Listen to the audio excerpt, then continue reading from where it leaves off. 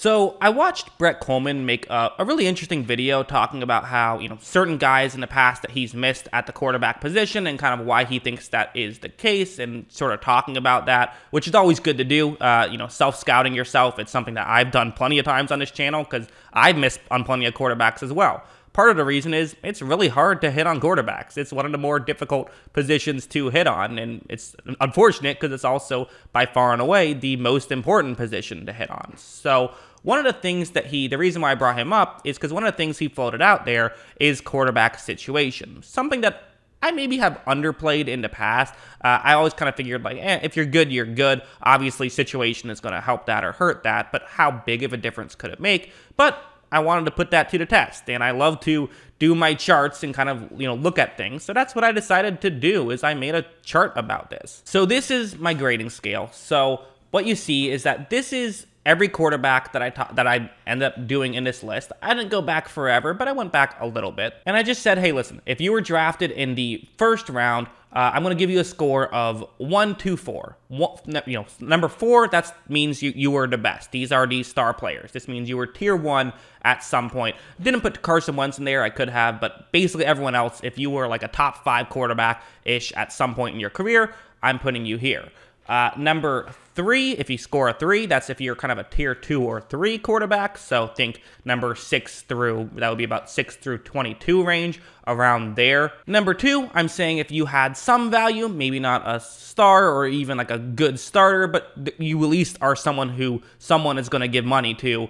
Number 1, no value. If you weren't in the NFL, the league wouldn't notice. Also, I had to determine, how do we define a good situation? And that's hard. You can't really easily define that. But I decided to make it as simple as possible. I looked back at the situation and said, do I consider that good or bad? Just make it binary. It's not going to be perfect. These things aren't ever perfectly scientific, but it's a way to kind of understand this stuff. So here's the list, and first thing you'll notice is that there's a lot more bad situations than good situations these first rounders have been drafted into. That kind of makes some sense, right? If you're a bad situation, you're picking at the beginning of the draft, meaning you're going to be able to get the better player.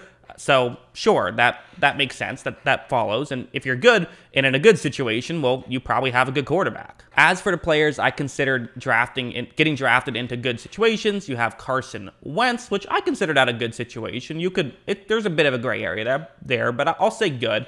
Paxton Lynch, the Broncos were just coming off of a Super Bowl win, so I'll say that was good. Patrick Mahomes, Lamar Jackson, of course, good. Josh Allen, I would also say, they made the playoffs the year before. I'll say that's good. And even Tua, I thought that, the groundwork had been laid for Miami. You could argue that's bad if you want to. Again, for some of these, there are gray areas, but that's what I went with. As for the bad ones, Josh Rosen, Mitchell Trubisky, Deshaun Watson, again, gray area. The Texans had been good in that stretch, but I just figured, it's Bill O'Brien, I'll say bad.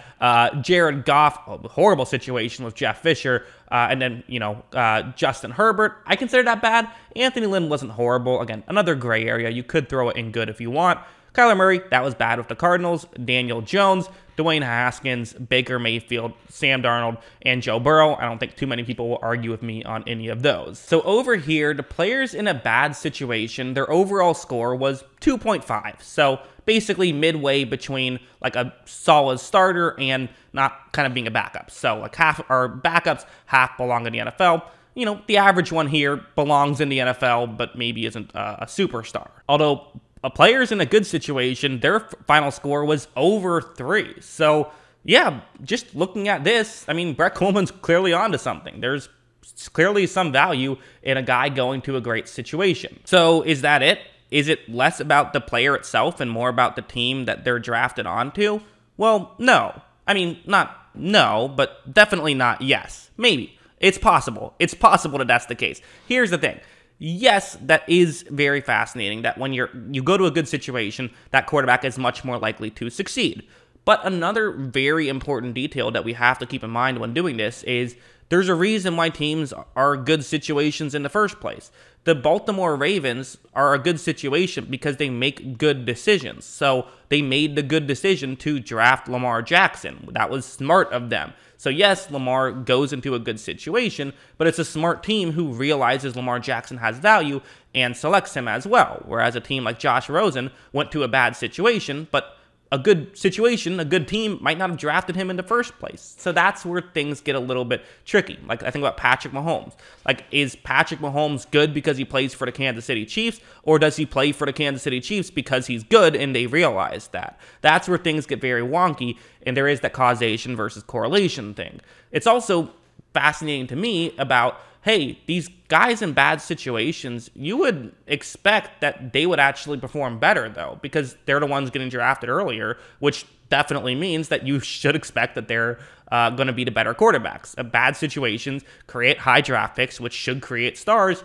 Doesn't really work out that way. So it also kind of makes me think what's less important about having a high draft pick is, what's more important is having a just smart front office who can build around that draft pick and make things better. Looking at the quarterbacks who were in bad situations but succeeded, they largely still had stuff going for them. Joe Burrow obviously has a team capable of going to the Super Bowl here in his second year, so even though the situation at first wasn't great, it's quickly turned around. Kyler Murray got DeAndre Hopkins. So did Deshaun Watson before he was traded away. Someone like Justin Herbert, it's like, okay, it wasn't an awful situation to begin with, and you also still had someone like Keenan Allen and someone like Mike Williams who could still be consistent options for him, even if the offensive line was terrible that year. There were things to work around. Jared Goff, who I put as I gave him a 3 out of 4 in this scale. He obviously was in a horrible situation year one, but then Sean McVay came along. So even these other guys, you can kind of look at that and say, okay, there was something there. To me, that's very fascinating and really does go to show, it's like, okay, quarterback evaluation is one thing, and clearly I think it matters. I think, like, the fact that Andy Reid knew Mahomes is the guy we got to draft, like, that's part of, Mahomes being good and part of Andy Reid, like, having that wherewithal and being able to understand that stuff. So that is clearly an aspect here, but I also think there's clearly, like, another aspect here, which is just the situation itself can help development. And if nothing else, it just gives you a little bit longer of a leash, Having good receivers means that you'll score more points, which therefore means that you're going to get more time. Someone like Baker Mayfield is probably going to get a 5th year, even if, he's had a couple of down years, because he's had those good years.